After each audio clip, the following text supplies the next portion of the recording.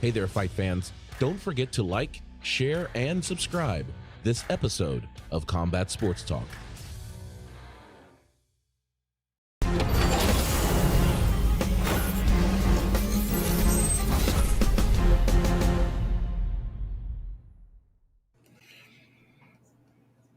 Welcome to Combat Sports Talk, a podcast dedicated to UFC and Bellator discussion, the MMA community, and combat sports in general. I'm your host, Ryan Smith, and joining me this week is the man with the keys to victory, John Keys. Also a man with the Combat Sports Talk. So, blah, Blah, blah, blah, blah. Sports Talk. Yeah, exactly, right? Combat Sports Talk toboggan here, which we do sell. Because I live in disrespectful weather that we call Texas. So, we got that going on. Well, we got that going on. You know what? I'm doing pretty good. I am ready to talk about UFC. Hey, thanks to everyone who gave us a little bit of time off last week. I know that we were expecting to have a show, and then all of a sudden it was like, we won't have a show today, but check back tomorrow. And then it was like, no show this week. So we're back here. We're ready to do this. We've got results. We've got headlines. And we got some things to talk about near the end of the show. There's no fights that we're going to talk about at the end of this week. The next UFC event is going to be on December 4th. So, right. So we got Thanksgiving off from the UFC. Oh, ain't they sweet? Are they? We don't know. Yeah, I mean, they are. They are to a degree, To a degree. That's fair. To a degree. Yeah. That's fair. All right, well, let's go ahead and get into it. There was a fight on Saturday night, and we're going to cover it in the official decision.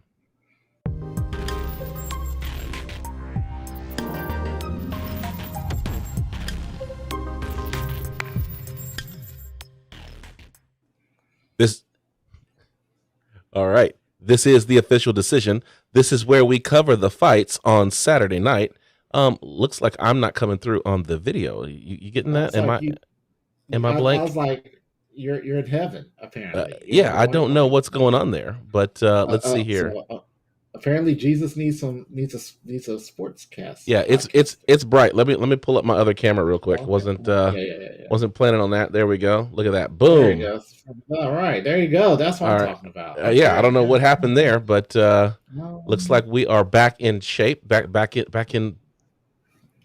I don't know. I was gonna say back in black, but I'm not wearing black. Yeah, you're back in red.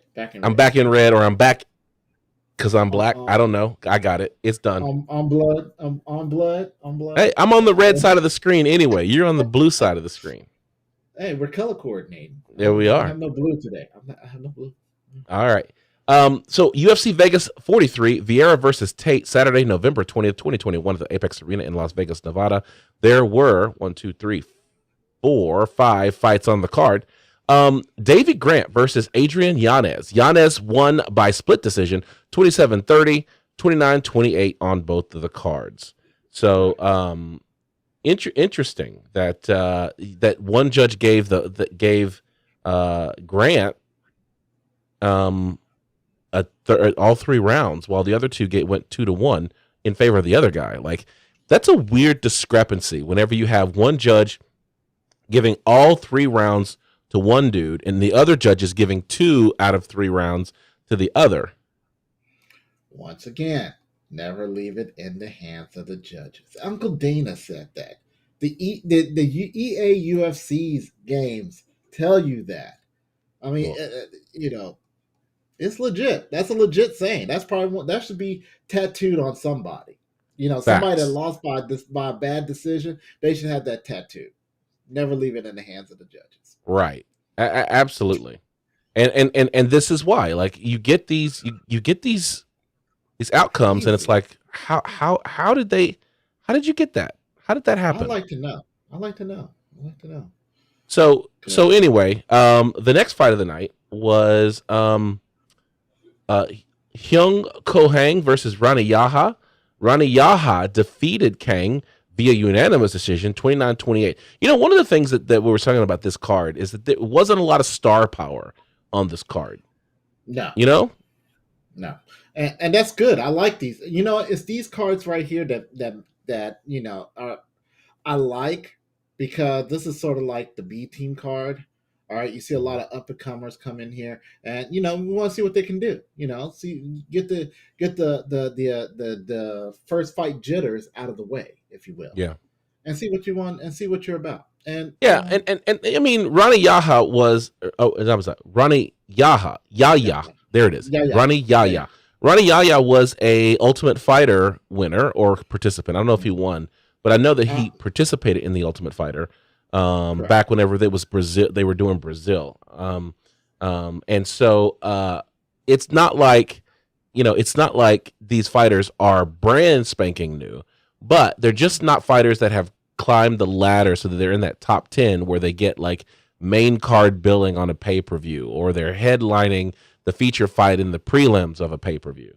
Like, And I these are, lower on the main card of a fight night, guys. And I swear that this is what Fight Night should really be about. Is that, yeah, you can make like the co-main and the main like some brand fighters, but Mhm. let's get more of these younger fighters in here. Get them into circulation. Get their name out there because we will see some crazy.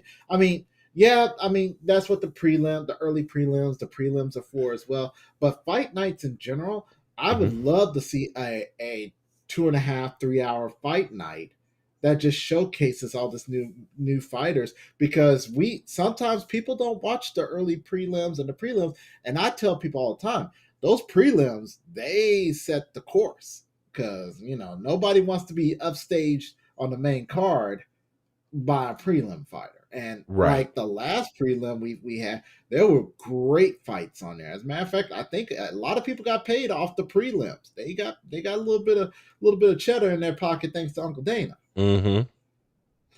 Well, So and that's the thing. I think that they're finding a way to ensure that like a fight night has this level of fighters, a pay per view has this level of fighters. So you're mhm, starting to see how maybe the like the top 15 um, people in the 10 to 15 range they start appearing on the on these fight nights, or they're trying to break into the 15. You'll see them on the fight mhm. nights. You've also got those guys that are fighting in the contender series and things like that. Like that's those contender series and ultimate fighter shows, those are really good ways for us to get the raw, brand new fighters who are having their debuts in the UFC. Yeah, exactly. And like I say, I can't be satisfied enough to see this. Okay, Hmm. were they super exciting fights? Hmm. Not really, but I like to see new talent all the time. I don't want to say I'm getting bored. I knew that was going to happen. I always like to see new fish in the pool. Right. All right. Well, so speaking of new fish in the pool, one of those fish that wasn't a new fish in the pool is a fighter by the name of Joanne Wood. Now I'm gonna switch over to the desktop view here so we can see All right. Joanne Wood versus Talia Santos here.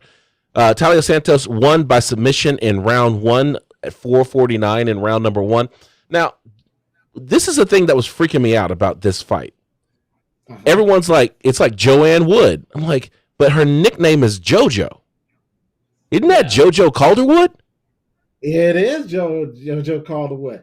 Okay, so this was the funny part because when she first showed up, I was like, that girl looks familiar. Is that? It is. It is Joanne Calderwood, recently married to Coach Wood. So now her name is Joanne Wood. Or Joanne Calderwood Wood. Yes. So that was throwing me off because I'm looking at her going, what is this? Like, so I'm going back and I'm like, has she always been Joanne Wood? Because okay, so remember, I don't know if you remember this or not, but way back in the day, um, Mm-hmm. Hakeem Olajuwon, right? Yes.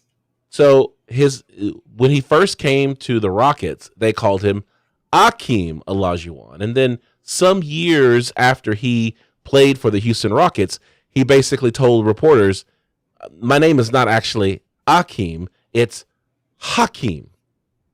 So we all realized that we had been saying his name wrong all this time, and so he went from and all the things went from Hakeem Olajuwon. I mean, from Akeem Olajuwon to Hakeem Olajuwon. So I'm like, maybe Joanne Calderwood was always Joanne Wood, but we called her Calderwood, and so we just realized. So then I had to do the research and found out that yes, she just recently got married. But yeah.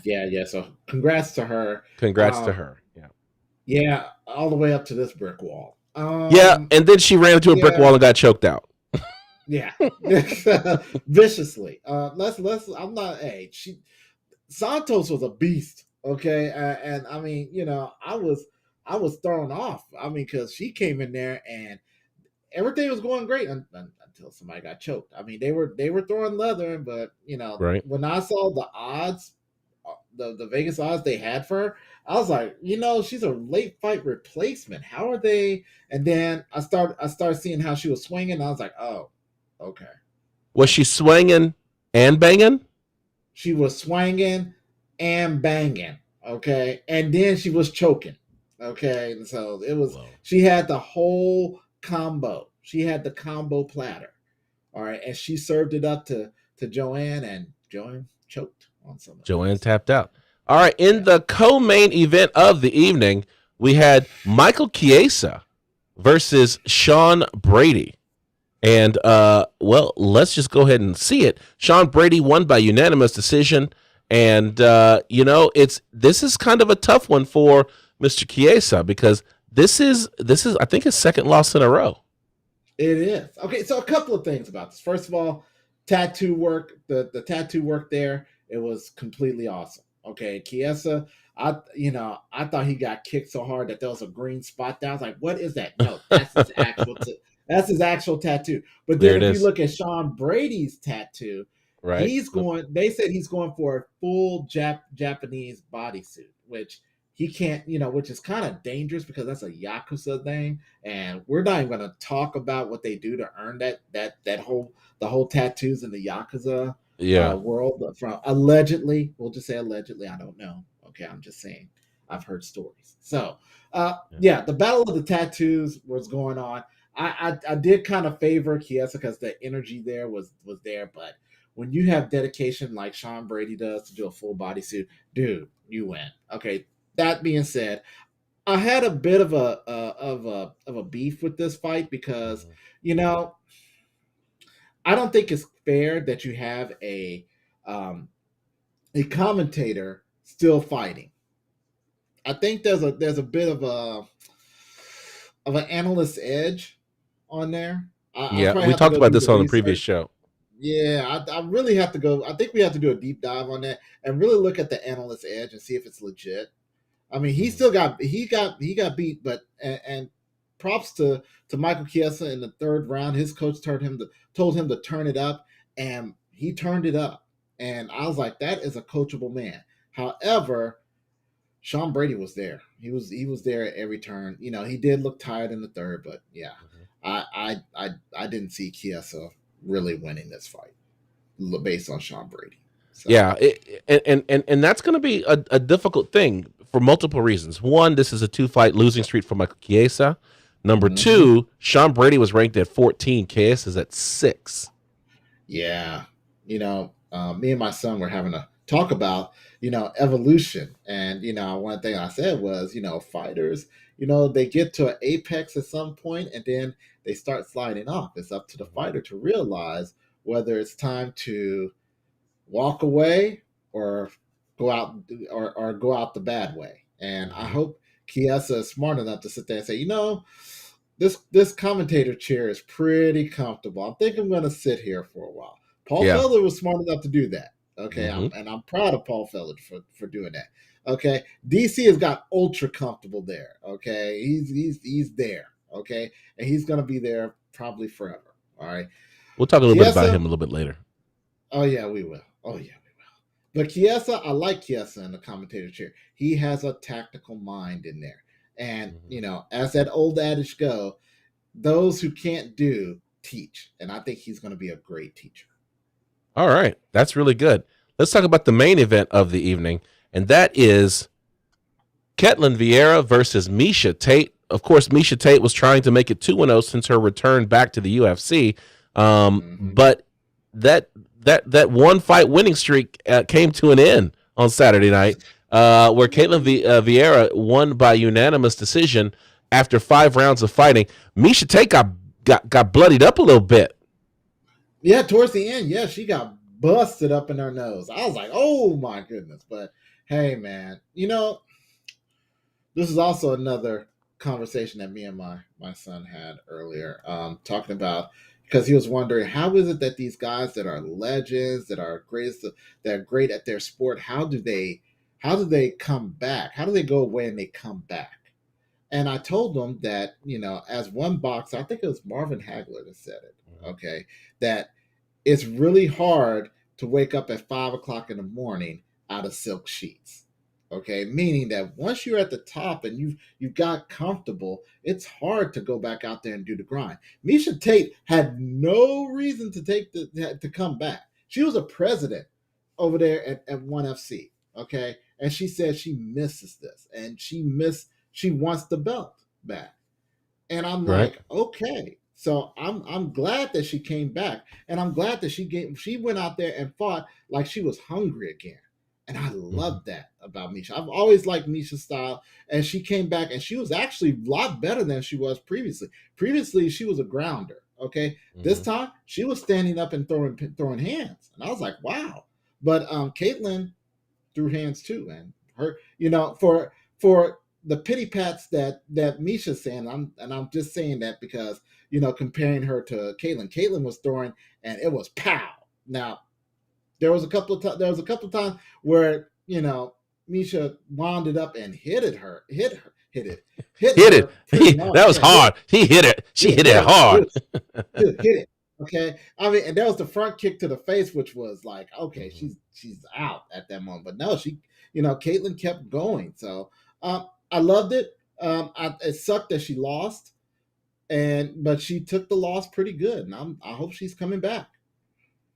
Yeah, that was one of the things. Whenever she released a statement after her loss, and she said, "Hey, we had fun tonight. I feel like I evolved, and in truth, I was never tied to an outcome. Just happy to enjoy these moments." Like, it's kind of one of those things where I'd like to see a sharper edge on her. She seems very zen, and it's like, no, you're at the sunset of your career, and this is like, you haven't even reached the rarefied air yet that 135 pounds has to offer with the Amanda Nunes's of the world. Like, struggling with Ketlen Vieira, I'm sorry, Cupcake. Like, you struggling with her, there's not a title shot anywhere in your future. So you're doing this for fun. Silk sheets, my friend. Silk sheets. So remember, though, she was like, she had spent like $200,000 on training. What happened to that? Silk sheets. That's what happened.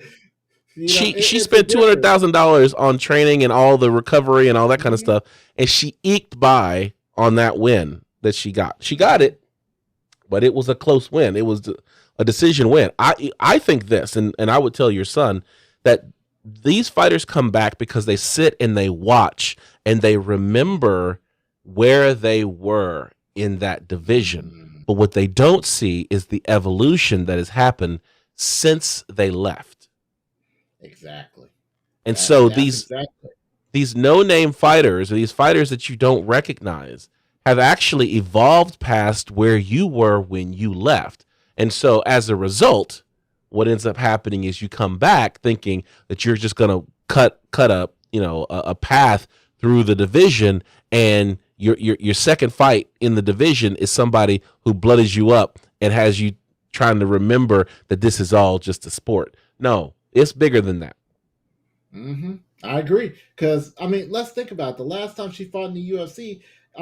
This was at the early stages of women's MMA where they could have those different styles in there. She was a wrestler by trade. You had the Ronda Rousey who did straight judo, but the evolution that happened to her, she birthed these fighters technically. Okay, she gave genesis to the fighters that she's fighting against now, and they are not at the same breed.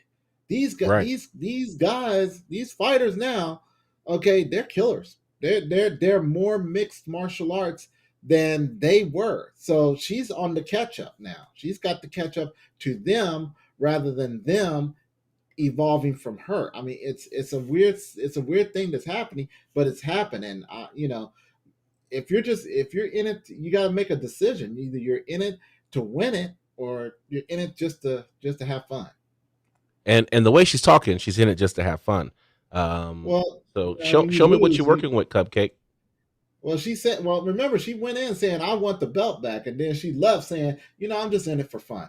That Yeah, tells me everything I want to know. exactly, Okay. That, exactly. that, that she probably beat the competitiveness out of her. Or she probably realized halfway through that fight, like, oh man, these guys are good. Okay. So it is what it is. All right. Well, so that is the card, but I want to touch on base on something that happened in one of the prelim fights. Cody Durden Mm-hmm. fought against trying to see what the fighter's name was.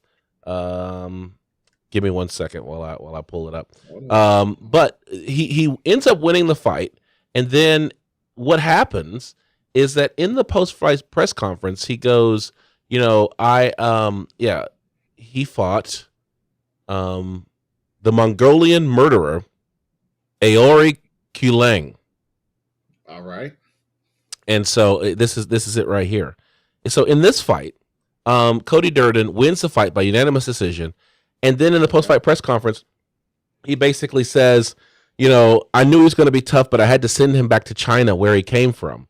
And basically what ends up happening is everybody just starts calling party foul. And so it became this incident of like, first of all, the guy's from Mongolia, which is a different country than China. Mm-hmm. Number two, what this is it's one of those things where it's like, when we're trying to be respectful, this is a sport that's supposed to be respectful, but you try to cut a promo and then you stick your foot in your mouth. Now you have to start like apologizing, or you basically creating a character. We'll talk a little bit more about creating a character in just a moment. But it's like, they asked him if he was going to take the words back, and he's like, if they don't like it, do something. Sign the contract. It doesn't matter to me. I said what I said, and it is what it is. Yeah, emotions were high. It's the fight business, He's punching me in the face, and I'm punching him in the face. It's his family or mine, and tonight my family eats. I think, and Kelechi used to talk about this, is, there is this nationalism in the sport. Okay.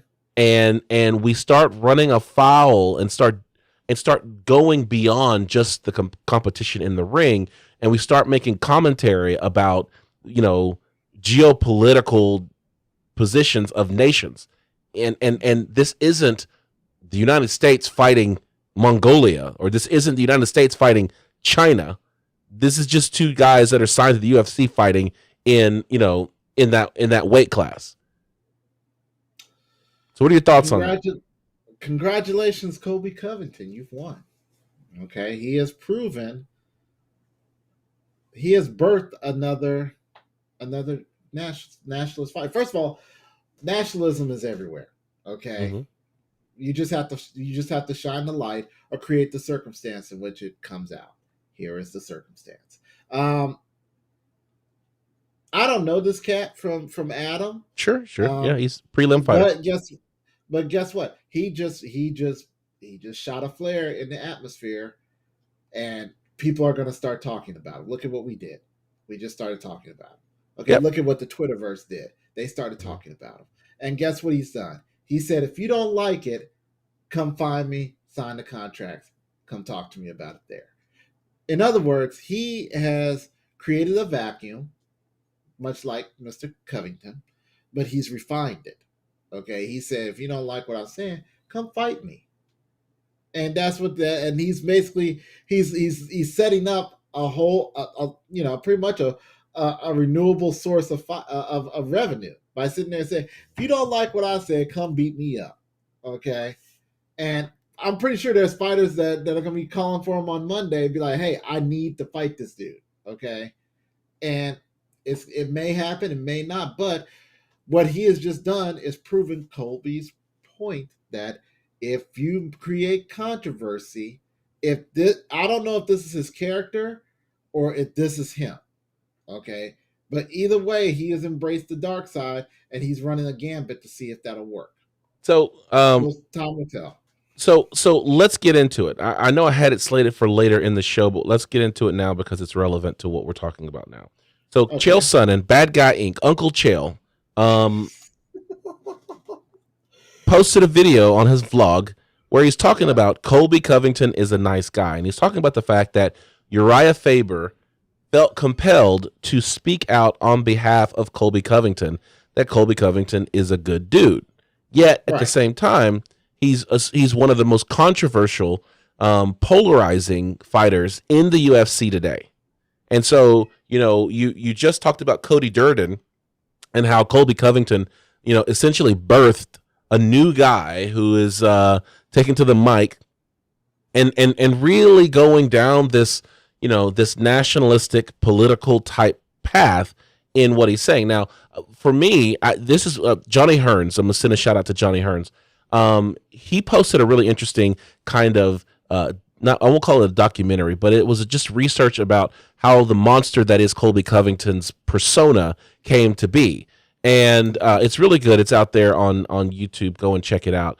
But at the end of the day, this is a persona that Colby Covington created because he was trying to save his job and whatnot.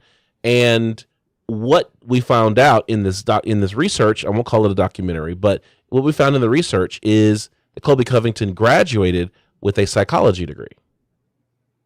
Oh, really?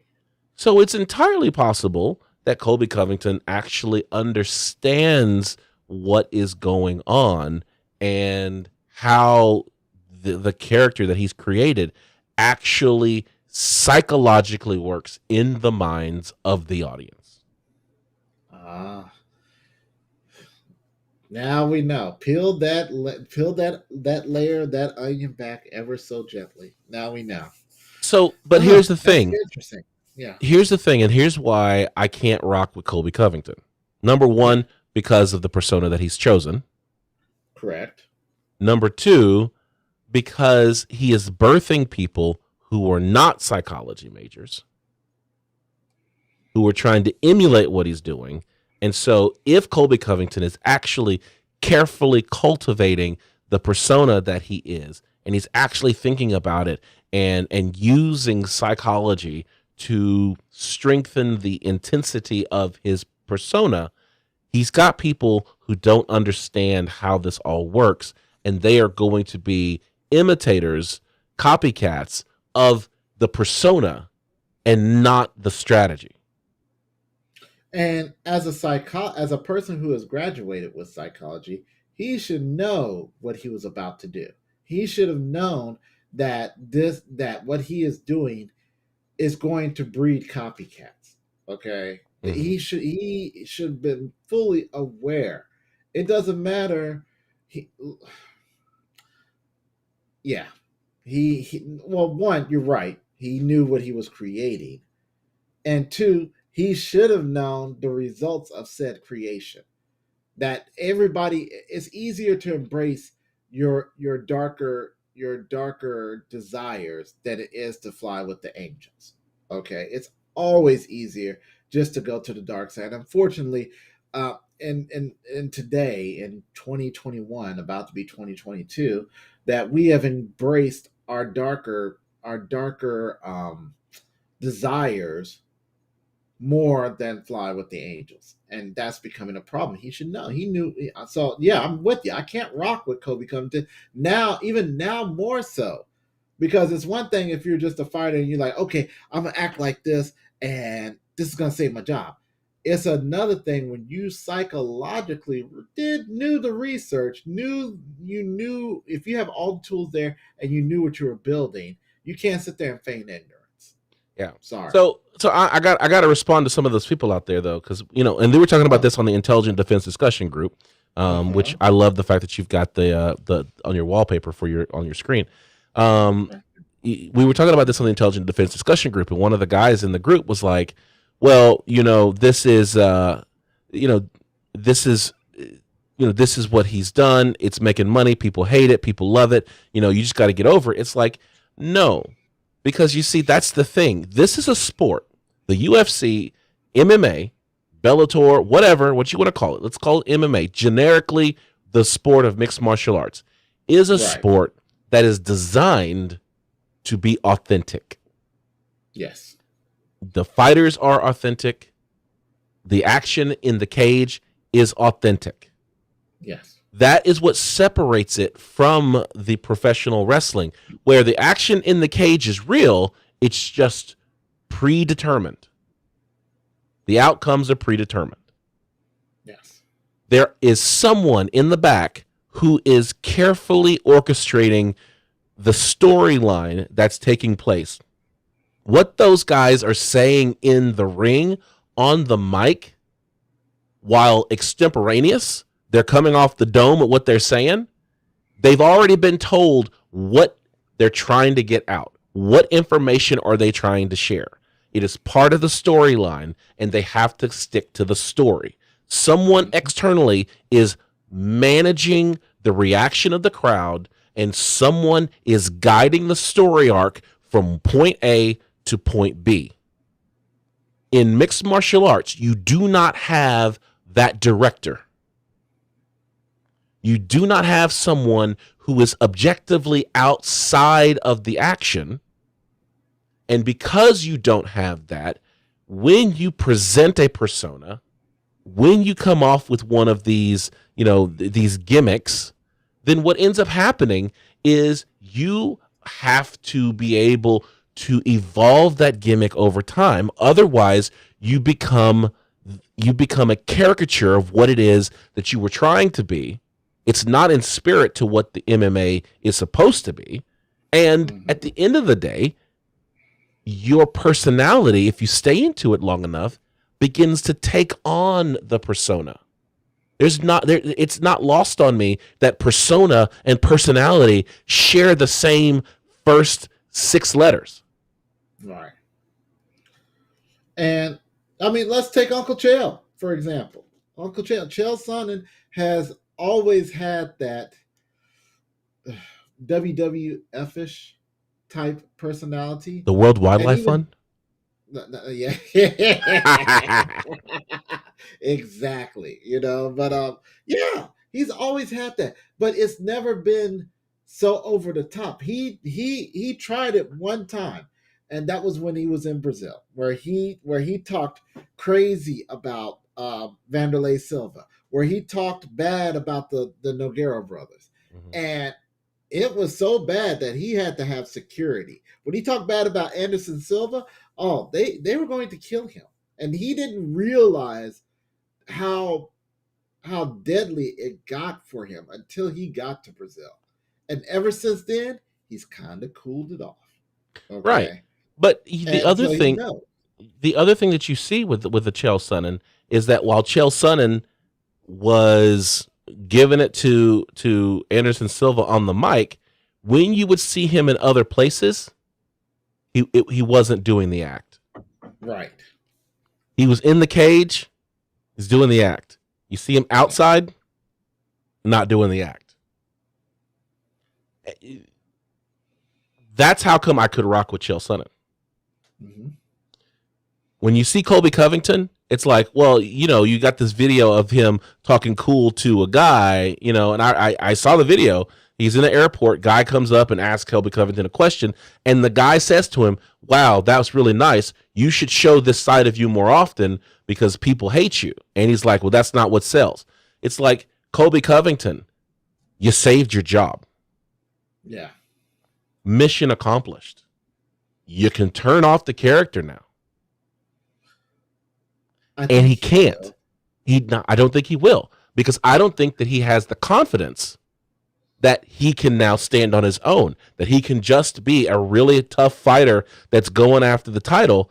I think he feels like the only way that he can keep these eyeballs now is by being more bombastic, is by being more disagreeable, is by being bigger, that character, than he was before. I mean, he's totally leaned into this, to this political, ideology of a character, wearing the hats and things like that. He was on Candace Owens and getting interviewed by her and all that kind of stuff. Like if that's all persona, when does it stop? Yeah. When do you go back to just being a hardworking fighter that's keeping his mouth shut and focusing on the next on the next fight? Like, why are you doing those interviews in that persona, or is that you? And that what I ended my post on an not Infinite Enterprise. Sorry, what I ended on intelligent defense. What I ended my intelligent defense. What I ended it in saying that Colby Covington's personality is what we're seeing. The nice guy is the persona. Ooh, the Batman Bruce Wayne effect, where everybody thinks that Batman is the alter ego to Bruce Wayne, and in reality, and he's actually stated this mechanically, that Bruce Wayne is the alter ego to Batman. Exactly. Batman is who's the real character there. So with that said, you're probably 100% right. He's gone so far down the rabbit hole. It's better to just go to the end than go back to the beginning. So yeah, I mean, if you're gonna double, triple, and quadruple down on it, buy the sword, man. Okay, go buy the sword and understand that what you have done at the end of the career, that what you have is what you deserve. I respect your fighting ability. You are probably one of the meanest to do it. Okay, as far as I'm concerned, you have a gas tank that just does not quit. You are the combo king as far as I'm concerned. However, personality wise, can't rock what you do. Yeah, I agree with you. For me, there's only one person I'm picking against Colby Covington, and that's Kamaru Usman. Everybody else, like this fight that they're trying to get with Jorge Masvidal, I think Colby Covington just chews up Jorge Masvidal. Yeah, I think he just chews him up. Oh, go ahead. No. I think we're probably going to the same place. It's like I don't see anybody else beating Colby Covington except for Kamaru Usman, which he's done twice now, decisively. But anybody else, no, I don't see it. So bring him on, Colby Covington. I think you've got a great career. I think people want to see you fight and they want to see the outcome. But I just don't think that you need to be able to. I don't think you need the persona anymore. Just come out and be like, dude, I just want to win. That's it. You can still be an arrogant sod, but without the political means, and people will still love you the same. Look at Steve Austin. Okay. Heck yeah. Look at Stone Cold. All right, Stone Cold. He stuck it to the man, and he is one of the two most beloved wrestlers in all of wrestling. All of wrestling. Do you know how big that is? Okay, he can go the world over and still be Stone Cold. They have people in Japan. There's a wrestler in Japan that mimics him. That's when you know you're doing it right. And now, unfortunately, you may have the guy that's going to mimic you. All right. Yeah. If you're gonna do it, if you're gonna have somebody mimic you, make sure you're doing it right. Well, speaking of somebody who, we can't talk about personas. We can't talk about being bombastic without talking about Conor McGregor. Oh, I thought you were talking about Czech Congo, but okay, yeah, Conor McGregor.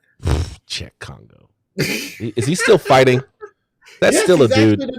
He is the number one contender. He's the number one contender in Bellator right now.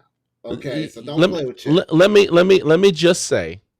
I'm not talking bad about Bellator, but I'm just gonna say, let's recall that Bellator had a heavyweight Grand Prix where more than half of the fighters were light heavyweights. So how hard is it to be a number one contender in heavyweight? My question is, could they make the weight? All right, that's all I need to know. Could they make the weight? Yeah, they could make 206. They could make 207. 207 is the minimum at heavyweight, right? 207. There you go. How hard is it to make 207 as a light heavyweight? Conor McGregor. So it's interesting that Chael Sonnen called, and we're still talking about Bad Guy Inc. Uncle Chael. Uncle Chael called Conor McGregor a little rich weirdo. Okay. That, of course, he's basically saying that Conor McGregor really doesn't have anything to fight for anymore, and the fact that he's hurt, Conor's trying to stay relevant, but the things that he's doing to stay relevant are now getting onto the you're kind of weird now. This has gone past corny, gone past cringy. It's now kind of weird. And so Conor posted a video of him watching the fights, pacing around his living room with no shirt on, and talking smack about the fights. People that he's not even in his weight class. And it's like, you know what, Conor, we all know you're rich. We all know you don't have anything to really fight for. We all know that you're hurt. Why are you even doing this? Because sometimes some people just don't know when to bow out. That's what it is. Conor he can bow out. It's over. Dude, you've done it. You have 100 million reasons why that you don't need to step in the ring again. I mean, if I guess you just have to have that fighter mentality that says, I can beat that dude. I can beat that dude. I can beat that dude. And you can't. But this goes back, like, you keep going. I'm sorry. I mean, you're pacing in the middle of a room like some angry animal, for something for two fighters that you won't fight. Okay, you won't fight because they're still fighting, they're still evolving. You are still there in your area. They've evolved past you, and everybody knows now that all you are is a money fight. That's what you're a money gatekeeper. You're the cash cow. You are the bonus round in a video game. That's what you are now. Okay, that you just get hit for as many. Every time they hit you, a bag of cash comes about you. Okay, every time they punch you. So that's what you are now. How do you feel? Well, it's just one of those things where we just talked about it with Miesha Tate. If you look at how infrequently Conor was fighting, the sport passed him by. Yeah. Yeah. And so he had the success against Cowboy Cerrone, but then Dustin Poirier, who had been active the whole time that Conor was not, rolled him up the first time, knocked him out. And then the second time, we did have the doctor stoppage, but I don't think Conor was going to win that fight either. And so it goes to show that now he's going to be out for what is it? At least, that fight was in July. He's out for the rest of the year. I mean, recovery for Conor is going to be, recovery is going to be an issue. And so it's becoming one of those things where, what are you going to do next, Conor? Because you can't just keep picking fights with the top of the lightweight division. I mean, everyone wants you because you're a money fight, but after a while, if you keep losing, your value is going to go down. Yeah, and I think either he's there at that point where his value is starting to diminish, or he's one fight away from being completely irrelevant. Time to be a commentator. Okay. Yeah, but I think he would be the best color commentator that we could find. Okay. I don't know. I think he would. I think he'd be the best color commentator because I mean, I would love for Chael Sonnen to be there, to be on the ringside doing color commentary and post-fight interviews. I would love it because he would talk a little smack to them, and people would be getting mad and be wanting to fight him. That would be the best. Okay. No, I thought Chael had done some in-ring work. I thought Chael had done some of that. He might have done some over on another fight. Yeah, but the thing for me is that Chael is a persona. Chael is very professional. He was professional on ESPN. He's professional in his Bad Guy Inc. The other time that you saw Conor was in Ultimate Fighter. And what's interesting, if you watch Conor, he actually gets so into the fights that it's almost like he's fighting. Yes. I don't know if you remember going back to the Ultimate Yes. Fighter when he's watching the fights and his armpits soaked with sweat. Yes. Like he gets so into it that I don't know that Conor would be able to do ringside commentary. You know, now that you say that, he might be the berserker that we often talk about other fighters being, but they're not really being. I think Conor is a miniature Brock Lesnar. That he is that guy that, you know, in olden times he would be clad with armor, with a battle axe, riding a horse, going through lopping heads off. That would be Conor McGregor.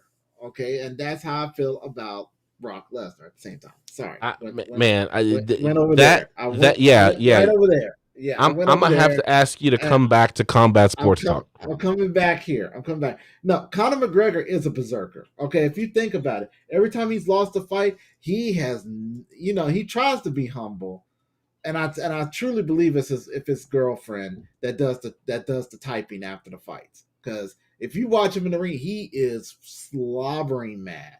Okay, slobbering mad, and I'm like, okay, that's the Conor we know.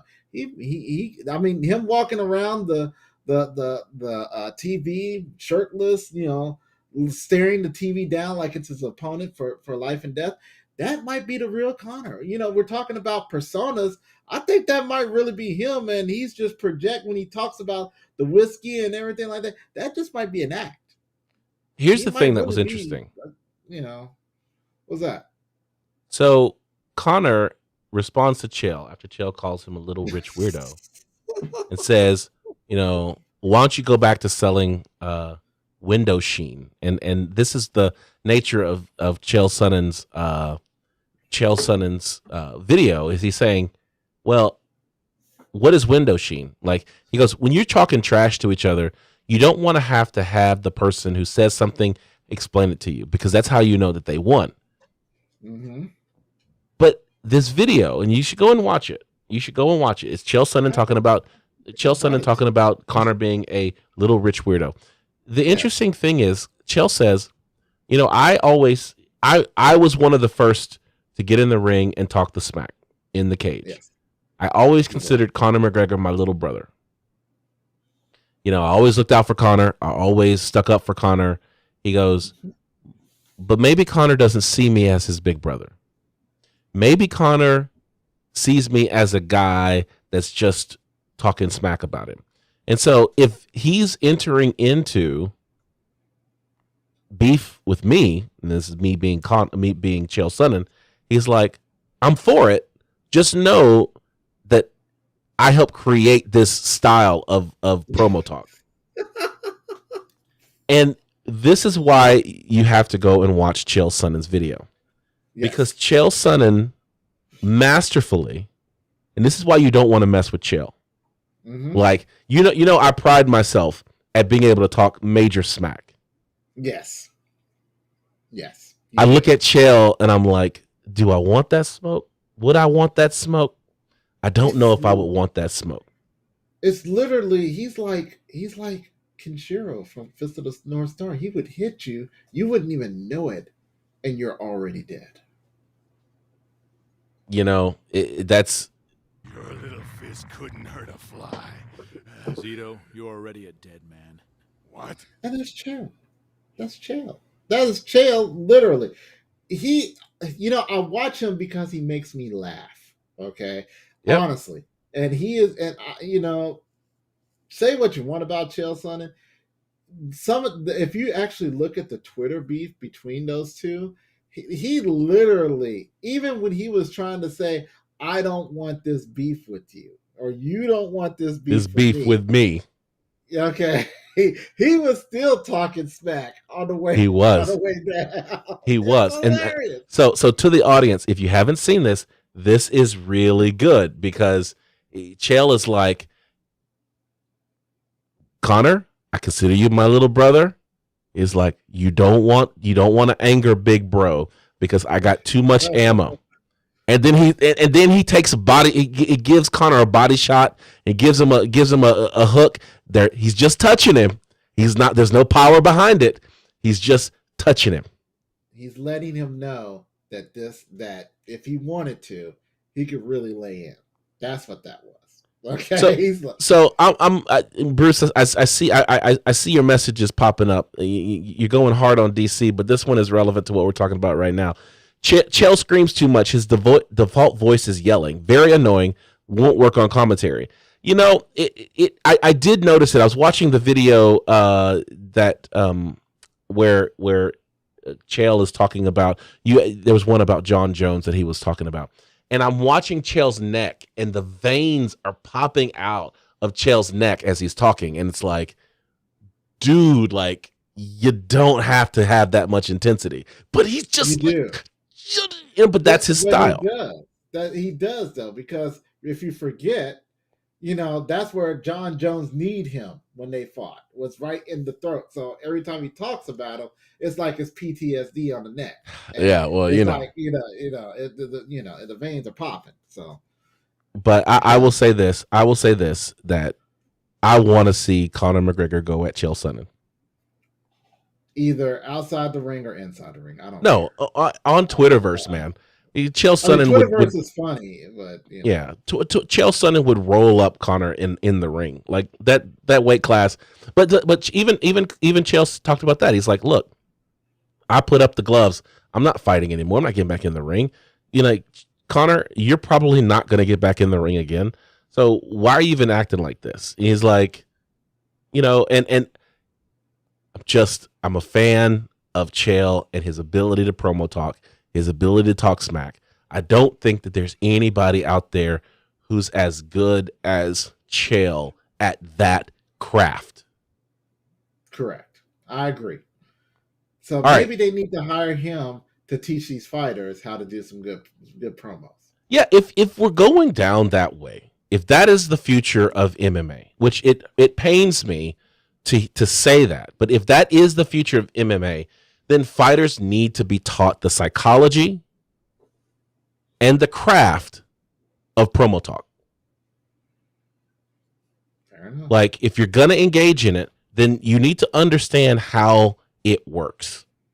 That way, if you're talking promo talk and I'm not going to try to meet you somewhere in the dark send location style. Like clearly Khabib Nurmagomedov was like, I'm going to tolerate this promo talk, but I'm taking it very seriously. Like, we got to all agree that this promo talk is just promo talk. That way we're not like these fake apologies in the middle of the ring where it's like, I'm just trying to make money. I'm just trying to promote the fight. No, either we're all on the same page or we're not all on the same page. But you can't have some people promo talking and some people taking it real seriously. And then it escalates the fights into dangerous areas. But see, that's the beauty about the promo talk, though. That's the psychological warfare. Muhammad Ali taught us that. Okay, that when he who loses the debate has already lost the fight. Okay, he has proved that time and again. Okay, so Khabib, but you got I think it's less that we teach them not only the craft and how, but when is most important, because not all fighters are going to be about that life. Okay, Khabib proved it that he was not really about that life, and that talk for him is for lovers. Okay, and that means that he, when he says send me location and we can meet up and talk, there's not going to be much talk. No, talk with these hands. Yeah, he's going to be talking with the fistuses and the elbows and the knees. It's not going to be pretty. It's not going to be pretty. Like I said, you saw what he did to Artem Lobov, and him and his crew did to him. How it all started. Right. So let's not revisit that. So not only do you need to learn how to do it, but how to make it funny and know when to do it. There you go. Right. Yeah. Well, we're talking about gimmicks. We're talking about fighters. We got to talk about Henry Cejudo. So Henry Cejudo, king of the cringe. Like, we all agree that Henry Cejudo is the king of the cringe. We call him Double C. And Double C. We call him Double C. Double C. Oh, okay. Let me explain. Henry Cejudo is champion, Olympic champion, gold medalist. He also is a champion at 135 pounds, having won the 135-pound belt. And so that makes him double champ. What happened to 125? He was awarded a 125-pound belt, Awarded but in the he middle of a didn't win ring it. after He a didn't fight. win it.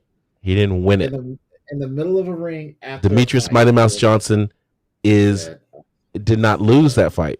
So therefore, Henry Cejudo is a double champ with 3 belts. Okay, double champ with 3 belts. That's right. There you go. Okay. You can have a belt, but then it'll make you a champ. You know, they said that, was it Josie Aldo that was handed the belt at one time? I want to say he was. Well, people tried to take it from him and they were unsuccessful. Yeah, several people tried to take it from him. Except for that one dude that knocked him out in like 14 seconds. But we're not. Yeah, that one. You talking about this one right here? That one? Is that one the one you're talking about? Is that new? Did you just put that up there? No. That's on every episode. It's just my big head's not in the way anymore. There you go. Okay. I thought you might have shifted that because I could have sworn John Jones and DC was directly behind you first. So. I thought but since you're bringing up DC and John Jones, Henry Cejudo has started to train John Jones, and so thank you for taking that drink because you brought up DC and John Jones. I did. And so Henry Cejudo has started to train John Jones and work with John Jones now that Henry Cejudo's out. And by the way, Henry Cejudo, George G Money Stallworth, whenever he went to California for his coach's clinic, actually got to go to a seminar that was hosted by Henry Cejudo, or at least Henry Cejudo was the guest speaker, and he was so impressed at the way that Henry Cejudo presents and breaks down the sport and the fight. So Henry Cejudo, I think, is a really good ally. I mean, you've got an Olympic gold medalist working with you. John Jones, I think, is going to really benefit from having worked with Henry Cejudo. But Daniel Cormier could not tolerate that. And so, of course, he lashed out at Henry Cejudo, and Henry Cejudo responded. So Daniel Cormier was like, F Henry Cejudo for working with John Jones. And Henry Cejudo's like, this is a brotherhood. This is a fraternity of fighters. And we all have a responsibility to try to help fighters get better. It doesn't matter who they are, but we have to take care of our own. And John Jones, whether you like it or not, is one of our own. So I'm doing my part to try to help take care of him, because this sport is better with John Jones in it than with him not in it. Whether you agree with that or not, I think it's a compelling reason for Henry Cejudo to work with John Jones. I just said that this reminds me of the ex when they break up and the best friend that's still friends with the ex, and DC, for as much as he says, I'm cool, he's passive. He was cool and passive about it when John Jones was in the worst shape. But when he started hanging out with his best friend, Henry Cejudo, all of a sudden, that's exactly what it looks like. Okay, that DC's, was like, man, how can you how you can be my friend and hang out with my ex like that? That's what it's turned into. And, John Jones, of course, is eating that up, because he's still, apparently, he still occupies space in Daniel Cormier's mind. So the question becomes now, what do we do?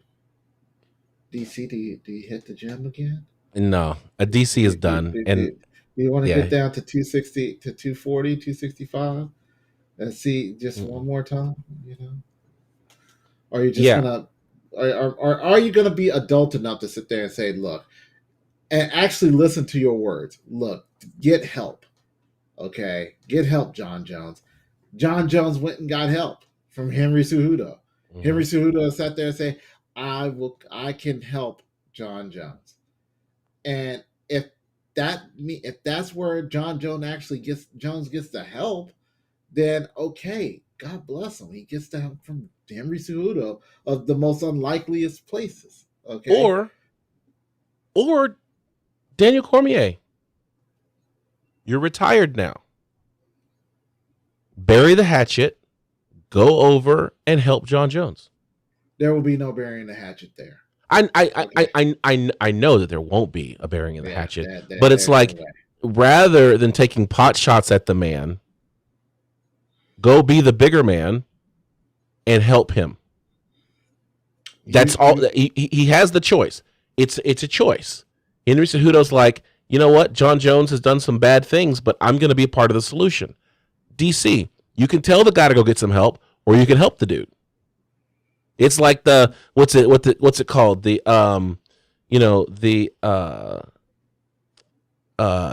Good Samaritan.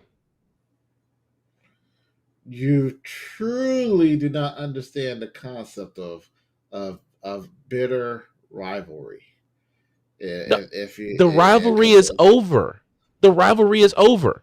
Like, it's just one of those things where it's like the rivalry is over. Daniel Cormier is retired. John Jones is at heavyweight. Daniel Cormier even said, how can you have a rivalry when you've been beaten twice? So you see this guy struggling. Are you just gonna be that petty guy and be like, I'm gonna tell you to get your life together. I'm gonna talk crap about you, while you're down. But at the end of the day, I'm not gonna be a part of the solution. I think I could have swore at the beginning of this show, I sat there and said in 2021 that people are choosing their darkest desires rather than fly with the better angels. Fair enough. All right. Rivalries will do this to you. If you do not, especially, once again, I understand the concept of being super competitive. I am a super competitive person. I choose not to. I choose to fly with the angels constantly because I know how I get. Okay. I understand exactly how DC feels. Okay. I understand that level of pettiness. You want to know why? Because DC is super competitive. And every now and then, you're going to find that person that when you meet them, you can take them one or two ways. As either, this dude is my equal. I can hang with him and we can get to know each other and be lifelong friends. Or, how dare this dude come at me talking to me the way he's talking to me? I will beat him into the dirt. And that's just the conversation. On Earth 2, John Jones and DC are like the best of friends. Okay? I guarantee it. But here on Earth Prime, not so much. Yeah, I want to go ahead and hit this Bruce Bobtrotter quote where he says, Cejudo is irrelevant, needs to either come out of retirement and do something or disappear. Nobody cares about his stupid cringe gimmick anymore. I think that it's fair. I get tired of Henry Cejudo where he's like, well, I'd take this person. I should fight Alexander Volkanovski and take that belt and become it's like, bruh, like, nobody respects a guy who's just typing Twitter. Like, it's worse when you have a trained fighter who's being a keyboard warrior. Like us fat guys sitting here in our in front of our computers typing smack to about fighters. Yet we know that there's no respect for us in the fight game. When you are a fighter and you could just fight, but instead you're being a keyboard warrior, I kind of feel like you're below me. Because I know I can't fight. My only weapon is my ability to type smack. But you could actually fight. You could actually go in there and do the things that you're saying you're doing, but instead you're choosing to be me, a keyboard warrior. So how bad does that make you, Henry Cejudo? So, yeah, I mean, I'm with you, Bruce. Like, Henry Cejudo needs to come out of retirement and beat some people up if he really wants Daniel Cormier, who's 5 weight classes higher than him, to bend the knee. Like, no, Henry Cejudo, I don't care if you're a gold. I don't care if you're a gold medalist in wrestling and Daniel Cormier didn't get a medal. The fact is that Daniel Cormier, what is it, 135-pound gold medal does nothing to a light heavyweight or heavyweight wrestler. I'm sorry. Yeah. 70 pounds. You get dropped on that big bobblehead either way. Yeah, 70 pounds is a lot to get folded up on. Yeah. So let's be clear, Henry Cejudo.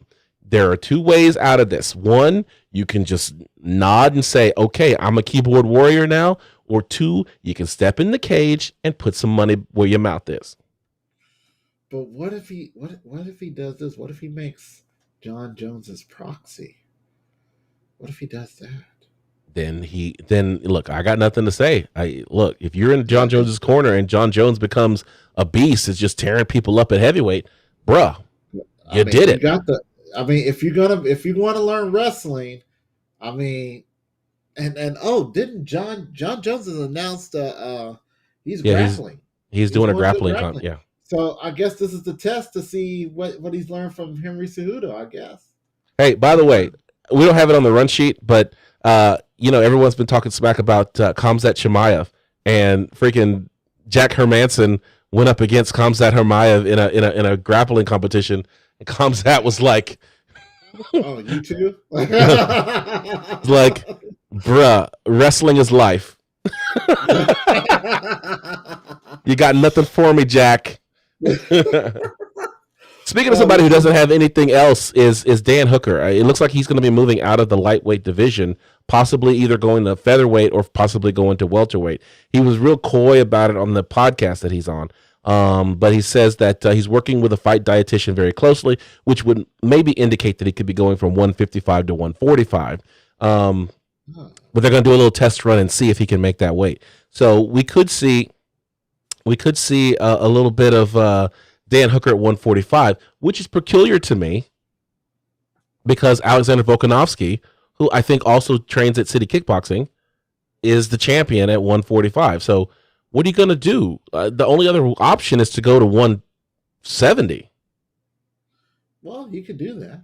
I don't see anybody. Who in City is 170 over there? They don't have a 170 because the next one's at 185. Yeah, I think he could be going for the 170. That would make sense to me. I wouldn't want him at 145. I really wouldn't. But if he goes there, it is what it is. And I guess City is mature enough to say, we can have two fighters on there. Yeah. I don't know. Bruce is saying that Dan Hooker at welterweight would be too small. I think so too. I think 155 is probably the right weight class for him. But right now, he having lost to Chandler and then lost to Islam Makhachev, there's not a lot of upside at 155 because now you've got 5-6 guys in front of you. What are you going to do? And understand that going to 170, when he's saying that he's working with a dietitian, he's packing on muscle. Okay, so that's something to consider. Him with his current weight, his weight, the way his body looks right now, no, he'd be mauled at 170. But if he goes at it the right way and he packs on the muscle and he packs the power and everything like that, he might be something else at 170. So we're gonna flip a coin. We're gonna see where he's gonna end up. I'm gonna put my money at 170. 170 is the only place where he's not fighting one of his teammates. Yeah. So I don't see City fighting each other like that. I think that they're too much of a close-knit group, and they're rookies on the block right now. So I don't see that happening. All right. We'll talk about rookies on the block. This is not a rookie, but at the same time, there's a place where she may be going. Kayla Harrison, two-time PFL champion, is now a free agent. Ooh. So the odds-on favorite to give Amanda Nunes a run for her money is Kayla Harrison. She's a, what is it? I think she won a gold medal or silver medal in judo. I think she won a gold medal in judo. I think it was a gold medal. And she basically ran through 2 seasons, $1 million winner, both time on PFL. She's a free agent. her manager, of course, is manager to everybody. Ali Abdelaziz, Ali Abdelaziz. Sorry, Yes. Ali Abdelaziz is her manager, and he said that they're going to give PFL the first shot at signing Kayla Harrison. But if not, he said that everybody wants her. WWE wants her. UFC is being coy, but Dana White wants her. The funny thing, he said even Walmart was trying to sign Kayla. I don't know what that's going. Well, I mean, she's still Olympian, so I can see it. But at the end of the day, it's about money. She is the most valuable female not signed to, the UFC right now. Right. So I can't imagine Dana White passing on this. He just doesn't want to pay her promise her more than $1 million a year. And he already missed out. He missed out on one Olympian. Okay, so I don't think he's gonna miss out on a second one. I don't see that. Especially if there's a lot of heat behind them. They've proven, that they can stand in the ring. I agree. I wouldn't want to pay her, top dollar from the gate. Prove that money. We'll give you some money, and it's gonna be okay money. But if you can prove your worth, then you get the money you want in the second contract. That's what he ought to do. I don't think she's going to take that, though. Like, why would you take that? If you're making $1 million a year and then I come to the UFC, I'm going to expect, at least $1 million and one. At least $1 million and $1. And Dana White's not going to want to do that. So I think what you do is you put some major accelerators in the contract. So let's say it's a 5-fight contract. First fight you're going to get, your top your top bill. So I'm going to pay you $200,000 on your first fight. You win that fight, okay, I'll pay you $350,000. The next fight, I'm not going to pay you championship dollars because that's $500K, right? So I'll pay you $350,000 for the next one. So you're halfway there. If you win your first 2 fights, maybe I'll give you a title shot. Featherweight's pretty thin in the UFC. So, okay, I give you a title shot. You win that title shot, you get $500,000. That's $1 million right there. There you go. And that's how you do it. But you got to win. Fight and win. Right. You got to win. Win. All right. So yeah, go ahead. No, I'm just saying you just can't eke by. You got to win. You got to win. Make some highlights. Yeah. Someone who did not win, Sean Porter. Yeah, that one. So we're going to boxing. This is not MMA. Sean Porter, he fought Terrence Crawford. It was a big fight this weekend in boxing. Terrence Crawford versus Sean Porter for the WBO welterweight title. The fight ended with Sean Porter's corner throwing in the towel. His dad stepped on the ring, waved off on the apron, waved off the fight, and shortly thereafter, Sean Porter retired from boxing. He said that he doesn't want to be a gatekeeper, and I don't think anyone should, especially if you've had a long career. Don't go and be the gatekeeper. Just know it's time. Yeah. Once again, learn when to walk away. Okay? Either learn when to walk away or be prepared to die on the sword. Sean Porter, you learned to walk away. Congratulations, sir. I hope that whatever you try next will be bountiful for you. And this is also another reason why you don't keep your parents on ringside, because they leave. Dad, you shouldn't have done that. You leave it to the corner. Leave it to the corner. Yeah. Well, I think the dad was in the corner. I would hope so. Otherwise, it'd be really bad that the dad climbed the barrier, kind of on the ring. Yes, Bruce. Bruce threw out a question. Did anyone ever get $1 million first fight in the UFC? That is a very good question. If you give me a few moments here. Fight for their first fight. $1 million first fight, UFC.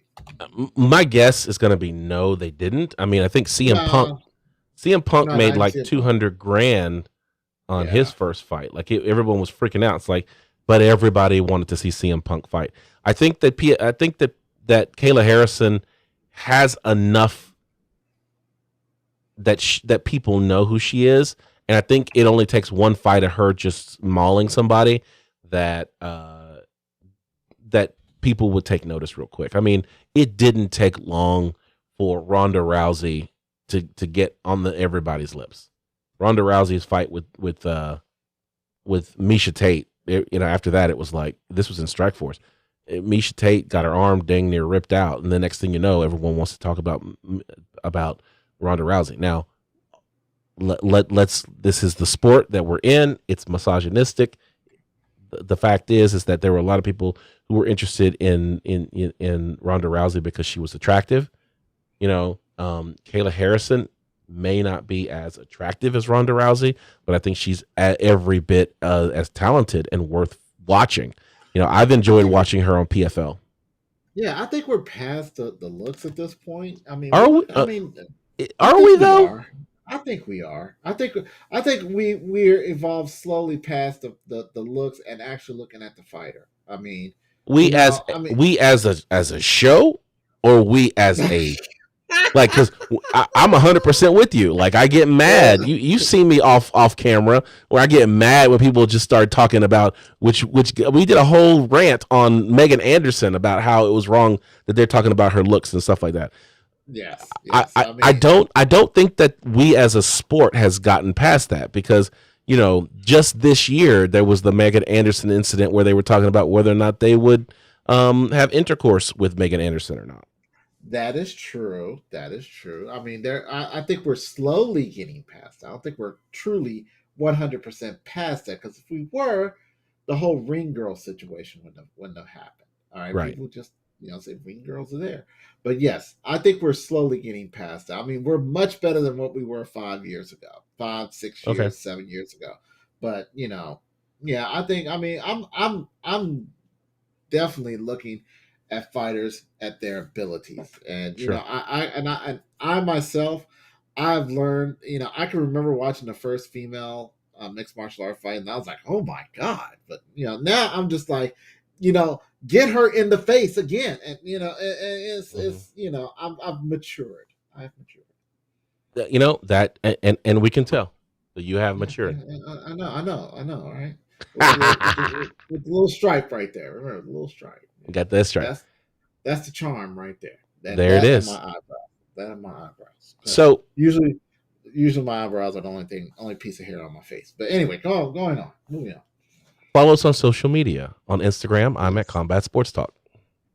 And I am at Keys to Victory, where you can watch me and my eyebrows do crazy things.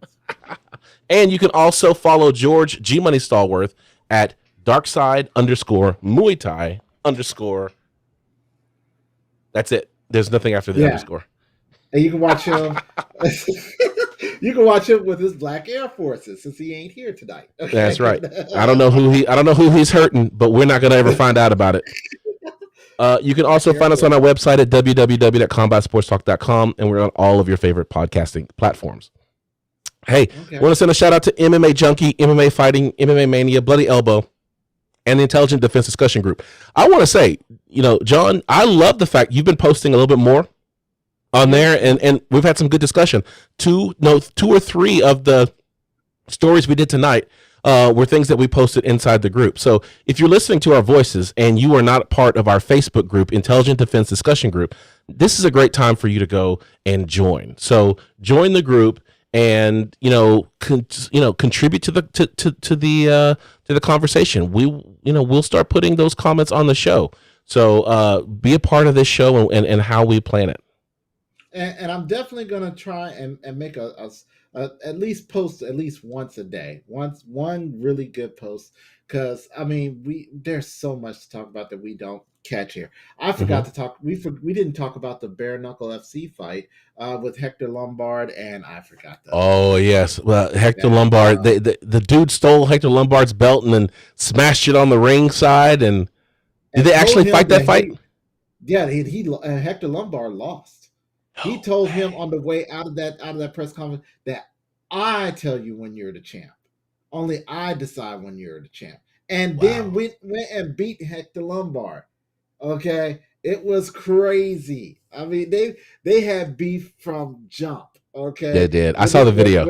It's ugly, and we'll talk about that. We'll talk. That's once again that falls under the realm of ring psychology. Who is playing and who is not, and they were not playing. Okay, they really weren't. But there's so much to talk about. I'll post because Al Iaquinta has retired, right? I did not hear that Al Iaquinta retired. He did. Retired on this podcast. We'll talk about. I'll throw up a link for it tomorrow. We'll talk about it because I don't think he's really retired. I think he's just frustrated. Yeah. For a lot of these fighters in 155 and 170, there's just not a lot of upside. There's not a lot of place where you can go. It's log jams at both of those. And so therefore, we didn't even talk about Leon Edwards, dude. We didn't talk about Leon Edwards. It's been announced. Leon Edwards is fighting Kamaru Usman for the title. It's happening. Yes. We'll talk about it tomorrow. I will post that tomorrow morning. Yeah, well, let's talk about it because it's about time. Yeah. Which means, and I'm going to talk about the conspiracy that the fight between Jorge Masvidal and Leon Edwards, Jorge is not injured. Oh, really? I don't think Jorge is injured. I think that Jorge is going to fight Colby. And so that opened up Leon Edwards to fight for the title. So the UFC, I think the UFC called Leon Edwards and called Jorge Masvidal and said, okay, listen, it's a bigger money fight if instead of you guys fighting, that Leon, you fight Kamaru Usman for the title, and former roommates Colby Covington and Jorge Masvidal fight each other. And so let's break this fight up. We're going to say, Jorge, you're injured. Take the rest of the holidays off. We'll come back and see you in 2022. Leon, we've been keeping this belt from you for the longest time. Let you go ahead and fight Kamaru Usman because Kamaru didn't take too much damage from Colby Covington. And so therefore, we can make that fight happen in January of 2022. And I think that that's what they did. They split it up because it's bigger money by having Colby and Jorge and Leon and Kamaru fight instead of Jorge and Leon Edwards, which, I mean, yeah, I kind of wanted to see it because of the 3-piece and a Coke, but at the end of the day, that was so long ago that nobody really cares anymore. Oh, I think people really care, and I think, and on top of that, what if in the off chance that Leon wins, and then Jorge beats Kobe? Now get that revenge. We get the revenge fight, and it's a title fight. Yeah. See, so it's way better to do it that way. I don't think Jorge is hurt. I don't think he's hurt. All right. There you go. On behalf of John Keys, I am Ryan Smith, reminding you to keep your hands up, your chin tucked, and throw bombs. We'll catch you next time.